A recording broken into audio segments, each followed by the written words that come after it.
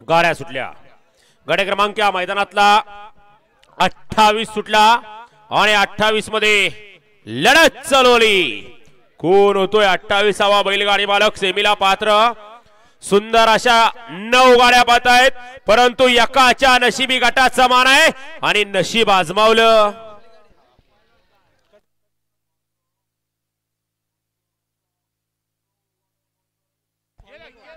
गट क्रमांक 28 चा निकाल